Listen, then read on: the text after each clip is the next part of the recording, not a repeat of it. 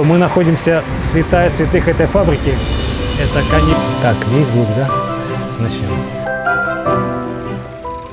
Друзья, как вы знаете, мы часто посещаем города, где население производит какой-то определенный продукт.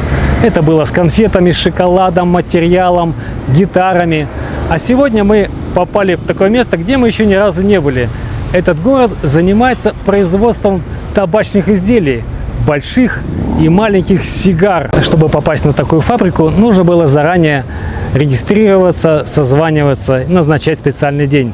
На это у нас не было времени. Мы решили приехать напрямую, прямо на производство и попробовать свою удачу, получить разрешение прямо в этот день. И нам вроде бы это удалось.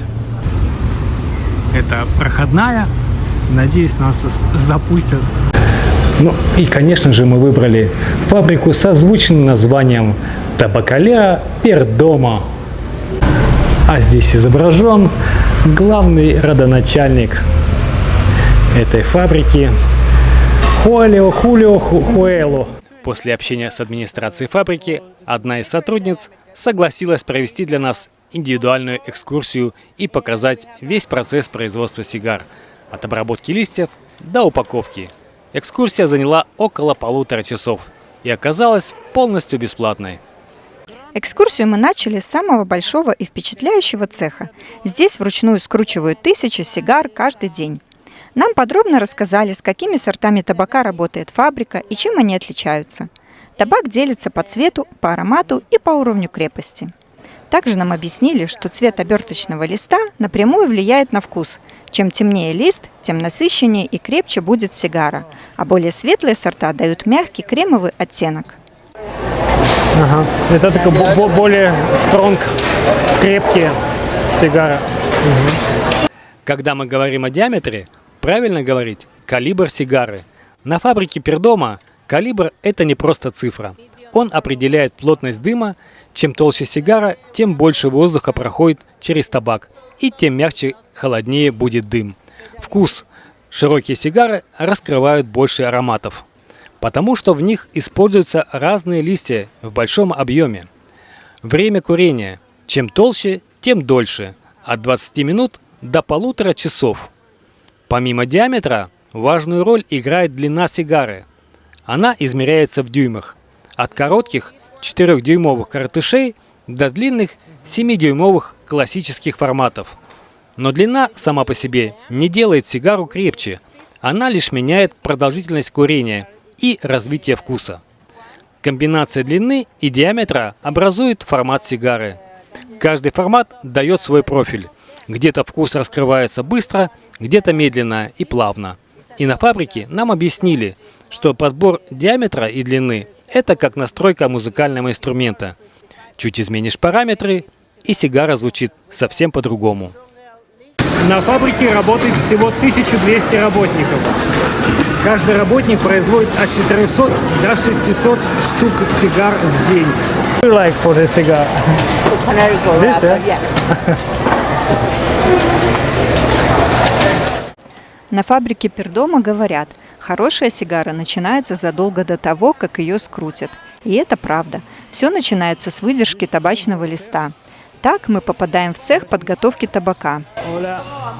Сразу после сбора листья отправляются в специальные сушильные сараи, где они висят 45-60 дней. Но это только первый этап. Самое интересное происходит дальше – ферментация. Листья складывают в большие штабели.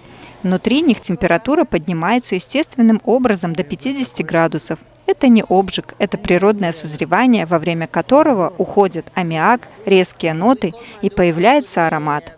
Ферментация может длиться от 6 месяцев до нескольких лет, в зависимости от сорта.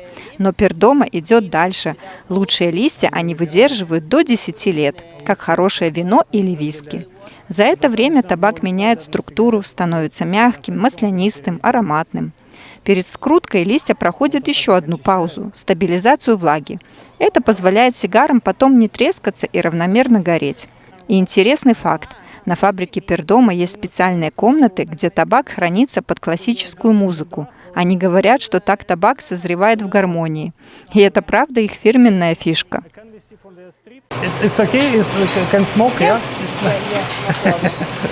But if No the- cigarettes, just No cigars. cigarette, just No cigar, yeah? cigarettes. Очень интересно, что можно курить на рабочем месте. How many cigar can the people smoking in one day? Some of them 5 cigars, 7 cigars. 5-7, yeah? Ага. А сейчас мы попали в один из самых важных отделов фабрики Пердома – цех стандартизации сигар. После того, как сигары скручены и прошли отдых, они попадают в этот цех. Здесь решается, можно ли сигару вообще выпускать под маркой Пердома. Около 10-15% всей продукции отбраковывается. Каждая сигара проходит строгий тест тяги. Специальная машина проверяет, насколько легко проходит воздух. Если сигара тянется плохо, она сразу отправляется в брак. Именно поэтому Пердома известны своим стабильным качеством. Дальше идет визуальная проверка. Здесь смотрят на все. Ровность формы, гладкость покровного листа, правильность скрутки, плотность по всей длине. У каждой линии есть свой эталон, с которым сравнивают каждую сигару. Отдельная магия – это сортировка по цвету. Покровные листья делятся на десятки оттенков. В одной коробке все сигары должны быть идеально одинаковыми, как будто их выкрасили в один тон. Используют здесь фирменные табаки Пердома. Коннектикат – мягкие и кремовые, Sun-Grown – пряные и насыщенные, Мадуро – сладкий, шоколадный и знаменитый бурбон Баррель Ахед, где покровный лист выдерживают в бочках из-под бурбона. И вот только после всех этих проверок сигара попадает в упаковку. Поэтому Пердома и считается одной из самых стабильных и качественных фабрик в Никарагуа. Вот это не подходит, потому что внутри не плотно скручена, и она мягкая, не стандартизирована. Это, наоборот, твердая внутри сильно. Вот, например, целая коробка дефективных сигар. Они, вот, посмотри, They open it. ага. Короче, они их отправляют на другую фирму, и там они дробят это все и уже используют для обычных сигарил, для маленьких. О, посмотрите, какие темные колбаски. Пойдем сюда.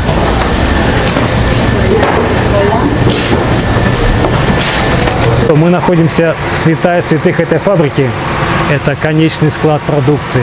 Здесь специальная температура, влажность. Вы видите, все сорта, которые здесь производят, они все разные. Ой, а говорить, горечь во рту очень тяжело даже говорить. Ой, запах такой прямо мерзкий. Ароматный. Окей. Мне вроде бы разрешили попробовать сделать одну сигару самому. Сейчас я посмотрю, как это делается. Окей, сейчас она покажет, как надо правильно делать, и я попробую повторить. Итак, кладем, растягиваем, разглаживаем и обрезаем края. Растягивает листок. Только что один листок ушел на мусор. Произошел небольшой надрыв, и он уже в помойку уходит.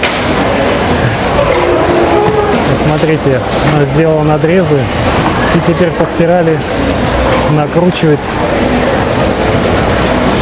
уже на определенную заготовку. Потом делает вот такой полукруглый надрез и аккуратно скручивает кончик сигары. Но это еще не все. На этот кончик надо еще приклеить кругляшок, который она делает вот этим инструментом и вот так накалывает. Все, сигара готова. Ну что, ребята, начнем.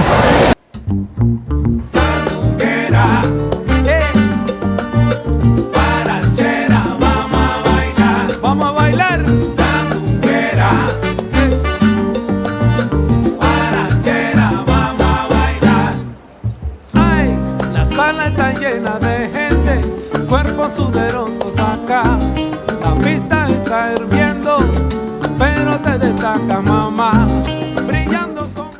Ну что ж, мне дали с собой мое произведение искусства. Оля будет потом вечером курить при просмотре фильмов. Дальше мы попали в цех упаковки сигар. Здесь каждая коробка как произведение искусства. Работницы вручную сортируют сигары по цвету, весу и идеальной равномерности. Если оттенок хоть чуть-чуть отличается, сигару откладывают в другую партию. Все делается с ювелирной точностью. Интересный факт. Одна опытная сотрудница за смену может упаковать до 1500 сигар.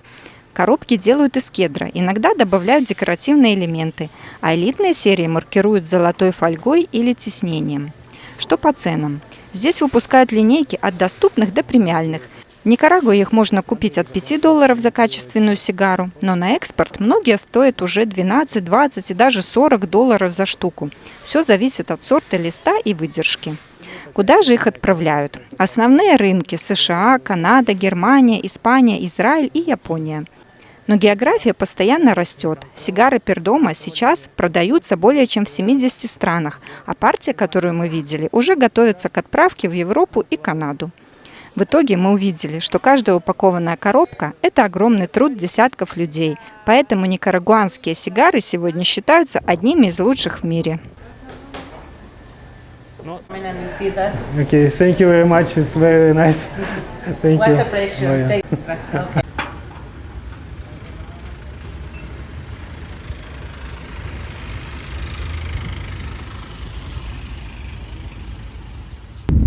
Что, ребят, мы едем из этой фабрики, эмоции переполняют. Такое прям ощущение какое-то давно не испытываемое. Такое приятное эмоциональное возбуждение. Восторг. Восторг, да, так сильно все понравилось. Необычно, мы таких не видели фабрик, поэтому произвело впечатление.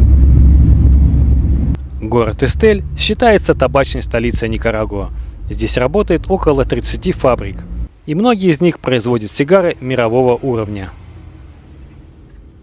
Мы сами не курящие, но после экскурсии по фабрике решили все-таки зайти в фирменный магазин сигар и купить что-нибудь с собой, ну вдруг попрет. Открываешь такую коробочку с сигарами и понимаешь, что это не только скрученные листы табака, а традиции. Короче, мы решили купить с собой вот такую. Это из 3 средних сигар.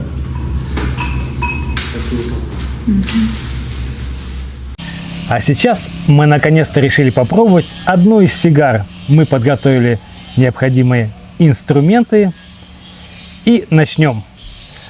Сначала надо сделать небольшой срез, который мы уже сделали. Затем производим поджиг. Равномерно обжигаем. Желательно использовать не огонь, а жар от огня. Итак, мы обожгли переднюю сторону сигары, и теперь можем сделать затягиваться. Опять-таки используем только жар от огня, сам огонь не используем. Аккуратно раскуриваем. Ты чувствуешь какой-то вкус? Да. Конечно же, не затягиваемся, потому что сигары курят не затягиваясь, но сам затяг должен быть примерно на 4 секунды. Длинный, длинный и протяжный. Не как Оля, а примерно вот.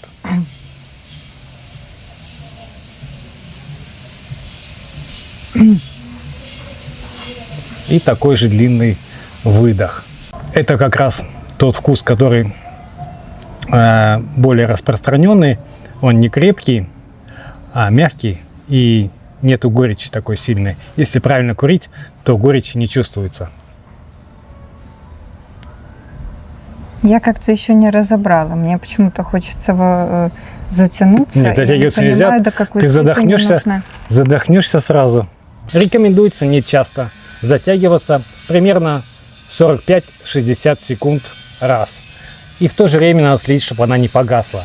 То есть держать ее в таком слабом состоянии, не давать потухнуть и в то же время не давать сильно разгораться. Тогда будет оптимально. Что касается пепела, то, как обычно, его стараются долго не стряхивать, а если появляется какой-нибудь надлом, то аккуратно вокруг пепельницы такого обрезается. Вкус начинает раскрываться, особенно чем ближе к середине, тем вкус начинает меняться. И примерно достигнув середины, он приобретает максимальный, такой насыщенный.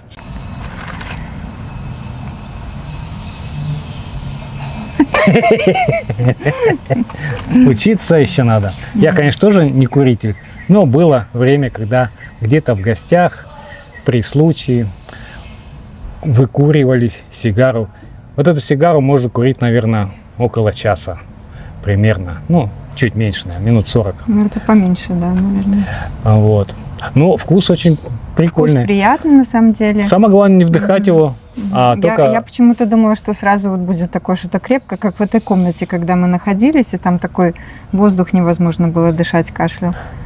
Курение сигар расслабляет, если все делать правильно, никуда не спешить, и возникает какой-то приятный разговор с твоими соседями. Естественно, нужно в это время находиться желательно в определенной атмосфере, с правильными людьми. Тогда возникают интересные, приятные разговоры, которые могут тянуться часами. Правильно, Оль? Да, и тушить ее нельзя, как Да. обычную сигарету. Нужно Она просто сама. положить, и она сама должна догореть и затухнуть. Можно использовать потухшую сигару повторно на следующий раз, если она большая. Для этого необходимо аккуратно счистить весь пепел до самого основания, чтобы был виден табак. И тогда, чтобы не курить этот пепел, можно снова поджечь и продолжить курение. Ну ты вообще уже специалист. Кстати, наши планы остаются прежними. Мы заканчиваем почти месяц пребывания в Никарагуа и уже через 5 покидаем эту страну и едем в экзотическую Коста-Рику, где нас ждут встречи с нашими друзьями, которые прилетят на отдых. И мы с ними проведем определенное время по национальным паркам. Надеемся, будет интересно.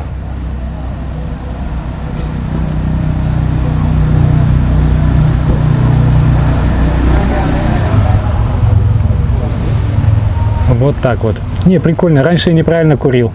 Ты тоже неправильно? Да, раньше не... Вот сейчас я получаю наслаждение. После определенного курса применения можно курить табак. Вот в таком виде, в виде сигар. Очень так кайфово, я вам скажу. Все-таки мы не заядлые курильщики, а вот у нас сигара, наверное, раз в месяц будет. Вот это через месяц следующее. В Коста-Рике, скорее всего. Нет, скорее всего, а может быть и в Коста-Рике, потому что приедут наши друзья, мы с ними встретимся и, возможно, мы раскурим еще одну сигару. А также у нас есть то, что мы купили, мы их используем уже с нашими друзьями в Панаме после Коста-Рики.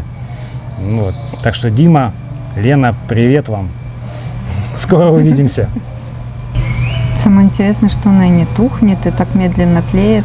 Да, она очень важно, чтобы она именно вот в этом режиме была, не разгоралась сильно и не успела затухнуть. Ну, в принципе, ничего страшного, если она потухнет.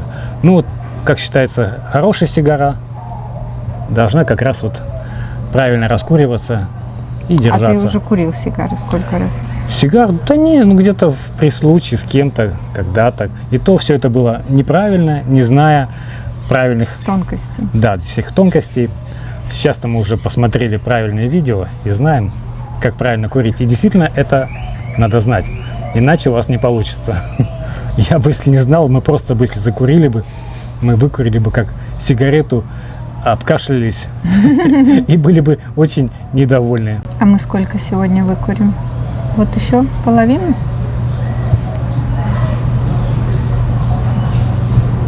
Мы будем курить, пока не дойдем. На самом деле сигара делится на 3 зоны, и, как правило, курят ее 2 первые зоны, то есть 2 трети надо выкурить, потому что потом, если дальше курить, она становится крепче, вкус меняется и портится, скажем так, становится крепче. Вот, поэтому курица 2 трети, это примерно вот до сюда мы должны ее докурить, чтобы оставить приятное впечатление. Зачем мы здесь сидим? Вот.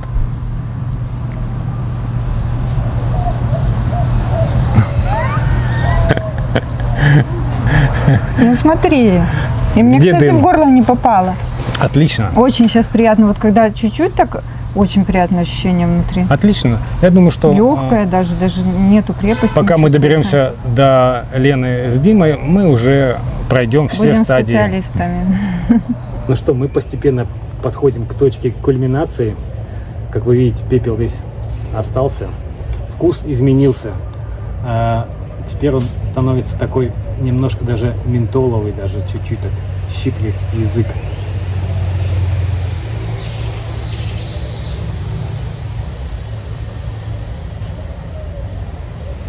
Я думаю, в следующий раз я уже смогу делать кольца. Пройду курс видеообучения, как делать колечки сигарные. Ну что, Оленька, еще, может быть, по разику. И будем заканчивать на сегодня, чтобы не испортить ощущения.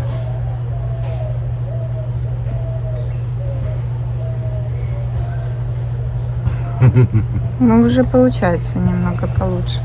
Да, ребят, так что оставляйте свои комментарии про нас, как мы курим. Ну и вообще, пишите что-нибудь о наших фильмах, наших путешествиях. Нам очень интересно читать ваши отзывы. Вот. Может быть, кто-то что-то хочет сказать, там, дать какой-то совет. А дальше наше путешествие занесло нас в самые глубины никарагуанских джунглей.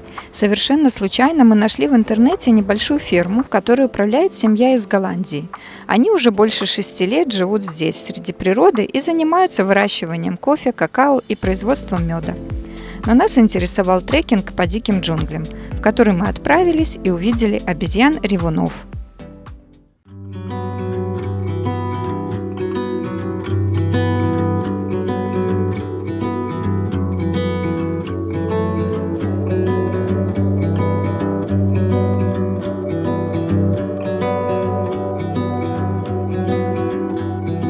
Sunlight on the sea reminds me of where we used to be.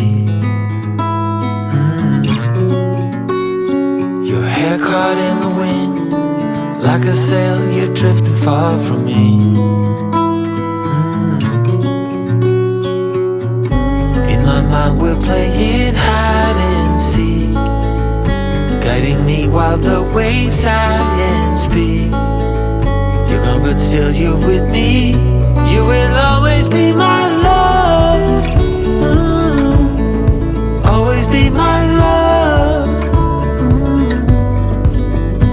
My love. My love.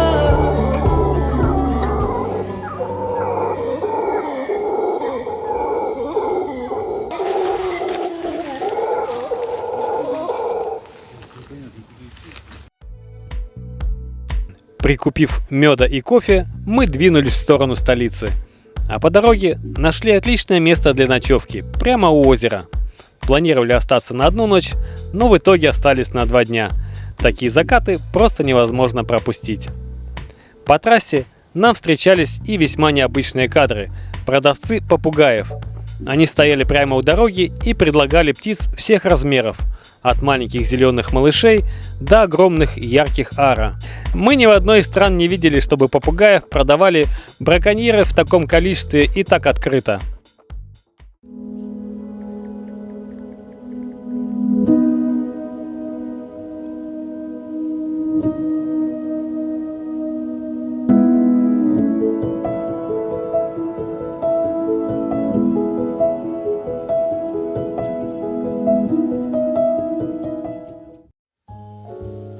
За последнее время мы превратились в настоящих тонких ценителей какао и кофейных бобов. Поэтому, оказавшись рядом, просто не смогли пройти мимо знаменитого в Никарагуа кафе «Де ла Финка». Заглянули туда, чтобы попробовать этот по-настоящему целебный напиток.